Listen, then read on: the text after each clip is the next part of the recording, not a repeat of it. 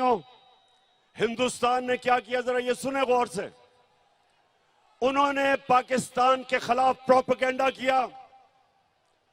उन्होंने 600 cherry blossom जाली उन्होंने मीडिया हाउसेस दुनिया में बनाए और पाकिस्तान के खिलाफ प्रोपेगेंडा किया। इसको EU डिसइंफॉर्मेशन लैब कहते हैं। और आपको पता है कि उन्होंने किसको बाहर से प्रोपेगेंडा में किसको निशाना बनाया? एक थी पाकिस्तान की फौज और दूसरा था इमरान खान। हिंदुस्तान ने क्यों पाकिस्तानी फौज और इमरान खान को निशाना बनाया? क्योंकि दो नौजवानों, गौर से सुन लो, आज पाकिस्तान को जो इकट्ठा रखेंगे, जो दुश्मनों की पूरी कोशिश है कि इस मुल्क के 3 टुकड़े किए जाएं, जो बलूचिस्तान में वो दहशतगर्दी करवा रहे हैं, उनका सिर्फ एक मकसद है कि पाकिस्तान को तोड़ा जाए। एक पाकिस्तान की फौज इस मुल्क को इकट्ठा रख रही है और दूसरा तहरीक इंसाफ, जो सारे पाकिस्तान की फेडरल पार्टी है, जो सारे पाकिस्तान की पार्टी है। और वो चाहते हैं इमरान खान और फौज के खिलाफ, इसलिए वो कैंपेन करते हैं कि उनको पता है कि इन दो के होते हुए पाकिस्तान नहीं टूटेगा। तहरीक इंसाफ वो वाहिद जमात है जो 10 दिनों में पेशावर में भी तारीखी जलसा कर सकती है,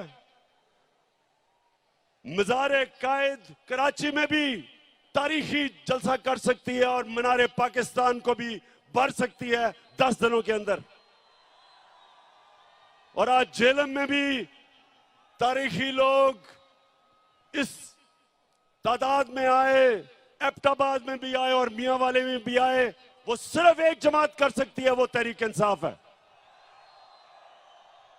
बाकी ये मिलके भी सारे, ये जो चोरों का पलंदा है, ये मिल भी जाए तो मीनारे पाकिस्तान में पूरा जोर लगा के थोड़ा सा भी जलसी भी नहीं कर सके। तो जब शहबाज शरीफ तुम ये कहते हो कि इमरान खान ने फौज की तनकीद की, शर्म करो। इमरान खान का जीना मरना पाकिस्तान में है। मैं तो दुआ कर रहा हूं कि मुझे ECL पे डालो, मैं जाना ही नहीं चाहता पाकिस्तान से बाहर। मेरा 20 साल मैंने बाहर क्रिकेट खेली, प्रोफेशनल क्रिकेट खेली, पैसा बनाया, लंदन में फ्लैट खरीदा, सब कुछ बेच के मेरा सब कुछ मेरे मुल्क में है, जीना मरना मेरे मुल्क में है।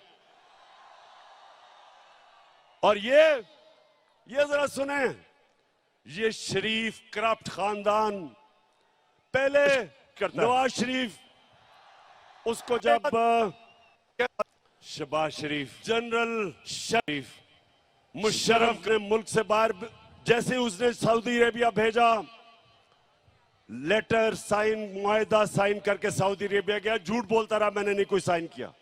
फिर उधर से लंदन पहुंच गया, 8 साल मुल्क से बाहर। जरदारी जेल से निकला, वो सीधा लंदन और अमेरिका पहुंच गया।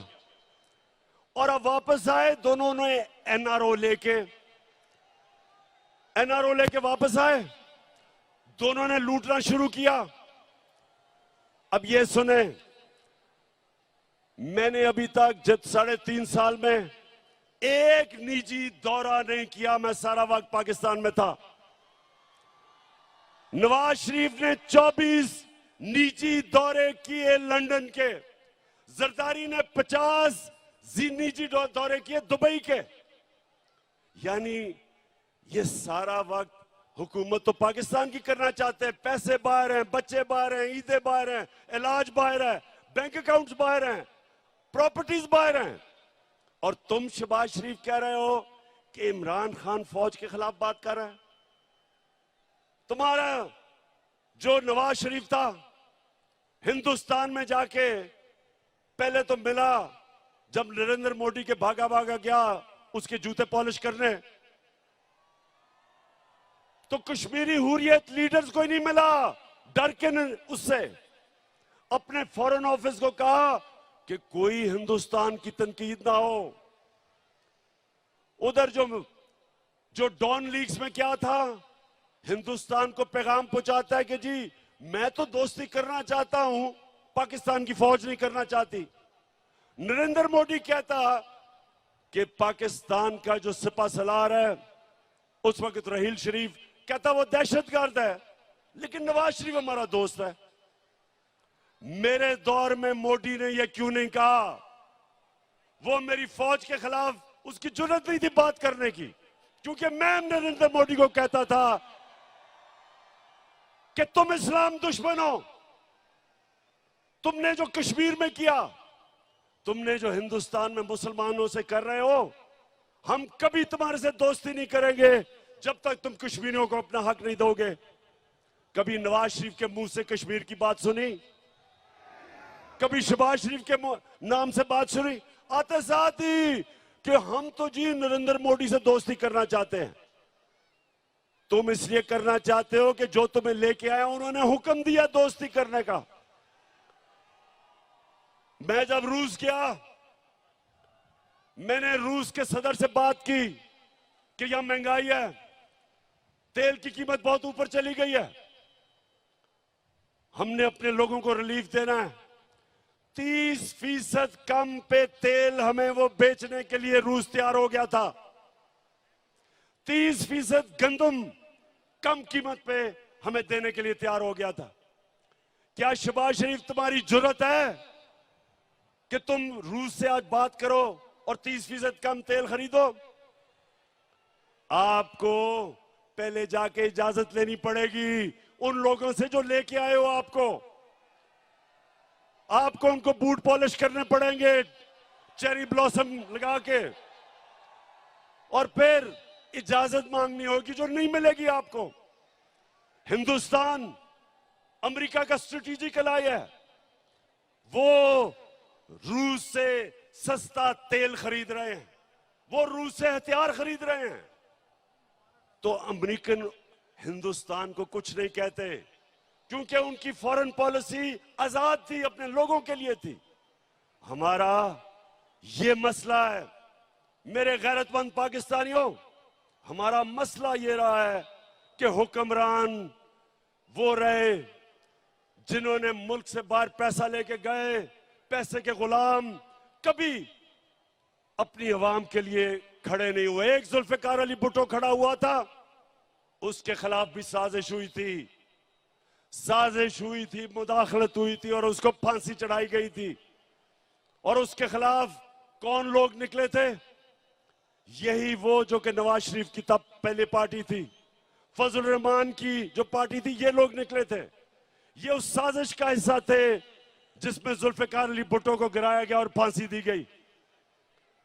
और इंशाअल्लाह मेरे पाकिस्तानियों, एक नया मुल्क उठ रहा है, हमारा एक खुददार कौम खड़ी हो रही है। मैं ये अपनी ख्वातीन को देख रहा हूं, बच्चों को देख रहा हूं, सब निकल रहे हैं एक नए पाकिस्तान के लिए। मैं जो 20 तारीख के बाद जब मैं आपको चेरी ब्लॉसम कौन है? शायद बच्चों को नहीं पता चेरी ब्लॉसम कौन है। ये वो है कि इसका बड़ा भाई नवाज शरीफ और उसकी बेटी वो फौज को बुरा भला कहते हैं और ये बूट पॉलिश करता है। इन्होंने बड़ा अच्छा एक कॉम्बिनेशन बनाया हुआ, इनकी पार्टनरशिप है। और बड़ा भाई भी क्योंकि बड़ा बुज़दिल है, वो जब मुल्क से बाहर जाता है तो फौज को बुरा भला कहता है, और छोटा भाई जूते पॉलिश करता है। तो ये दोनों, इसने कोई कल इसने तकरीर की, जरा सुने, कहता कि इमरान खान फौज के बड़े खिलाफ बातें कर रहे हैं, हम इजाजत नहीं देंगे। शहबाज शरीफ, शर्म करो, कुछ तो शर्म करो। तुम वो हो जो मैं मीर जाफर का कहता हूं, तुम हो वो मीर जाफर। मीर जाफर वो था जब उसने सिराजुद्दौला जो मुगलों का गवर्नर था, जब अंग्रेजों के खिलाफ वो लड़ा था, मीर जाफर ने उससे गद्दारी की और फिर अंग्रेजों ने मीर जाफर को ऊपर बिठाया, जिस तरह अमेरिकनों ने शहबाज शरीफ को ऊपर बिठाया। तुम हो मीर जाफर। और तुम्हारे इर्द गिर्द वो जो आसिफ जरदारी है, आसिफ जरदारी, तुम्हारा तो मैं ये कहूंगा कि जब गीदड़ की मौत आती है तो शहर की तरफ भागता है। मैं इंशाल्लाह सिंध आ रहा हूं और मैं अपनी कौम के सामने वादा कर रहा हूं कि सिंध को मैंने आसिफ जरदारी से आजाद करवाना है। जो सिंध के लोगों के ऊपर ये जुल्म कर रहा है, आसिफ जरदारी, तुम और वो जो तुम्हारा बेटा है, तैयार हो जाओ, मैं आ रहा हूं सिंध। जो तुमने सिंध को लूटा है, लॉन्चों के अंदर जहाजों में भर भर के डॉलर्स तुमने दुबई भेजे हैं, मैं सब जानता हूं। तुमने जो पाकिस्तान से बाहर पैसा भेजा है, ये जो तुम आप आ गए ऊपर, मैंने तुम्हें कहा था कि मैं जब इक्तदार से निकलूंगा मैं ज्यादा खतरनाक बनूंगा तुम्हारे लिए। उधर तो मैं बंद था, ऑफिस में सारा दिन काम, वजन भी मेरा बढ़ गया, तो मैं तो इंतजार कर रहा था कि मैं अपनी आवाम के बीच में आऊं।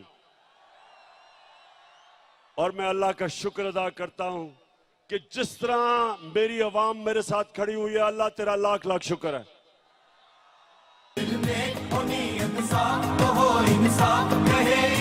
और मुल्क के सामने जाके कर्जे मांगता है, पैसे मांगता है। आप सब जानते हैं कि अगर आप अपने मां बाप से भी पैसे मांगते हैं, एक बच्चा नहीं मांगता दूसरा मांगता है, तो मां बाप भी उस बच्चे की ज्यादा इज्जत करते हैं जो पैसे नहीं मांगता, जो खुददार होता है। मां बाप भी तो सोचे कि गैरों के सामने हाथ फैलाना। जब चेरी ब्लॉसम ने कहा कि जी हम तो भिखारी हैं और गुलाम हैं, और एक और इनके रंगबाज सियालकोट से कहता कि जी हम तो लाइफ सपोर्ट मशीन पे हैं। मेरा सवाल है, किसने हमें मकरूज किया? 30 साल से ये दो खानदान इस मुल्क पर हुकूमत कर रहे हैं। 30 साल से, 30 साल में ये अरबोपति बन गए, इनके बाहर प्रॉपर्टीज, फ्लैट्स, जायदादें, ऑफशोर अकाउंट्स, और मुल्क को मकरूज कर दिया। मैं तो सिर्फ 3.5 साल हुकूमत की है।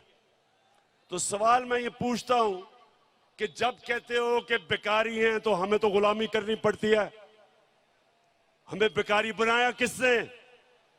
किसने इस मुल्क से पैसा चोरी करके बाहर लेके गए?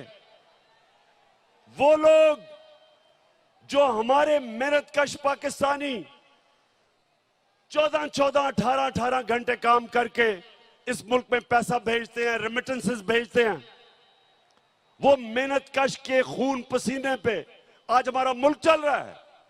और ये डाकू यहां से मनी लॉन्ड्रिंग, पैसा चोरी करके मुल्क पैसा बाहर भेजते हैं। तो बेकारी बनाया किसने? आपने। और कौन इससे मुल्क को निकालेगा? मैं आपको आज ये कह रहा हूं कि जिस तरह हम एक कौम बनते जा रहे हैं, एक कौम के लिए कोई चीज नामुमकिन नहीं होती। जब कौम इकट्ठी हो जाती है वो सब कुछ कर सकती है।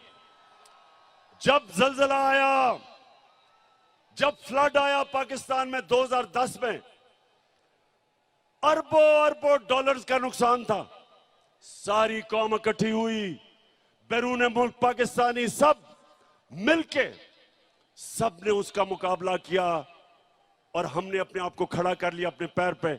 इसी तरह जिस तरह अब हम कौम बन रहे हैं, मुझे कोई शक नहीं कि पाकिस्तानी जिस तरह जब उनको ये पता चल गया कि उनका टैक्स उनके ऊपर खर्च होगा, ये कैबिनेट जा रही है एक मफरूर से मिलने आपके खर्चे के ऊपर।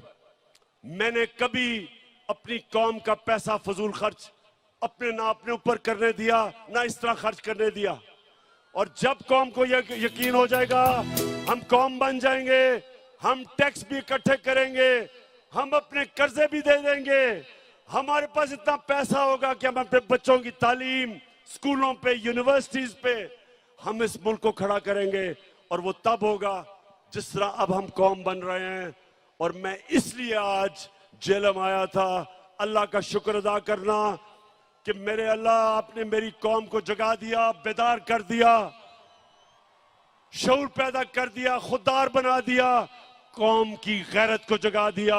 और इंशाअल्लाह 20 के बाद जब मैं आपको कॉल दूंगा, एक हमारी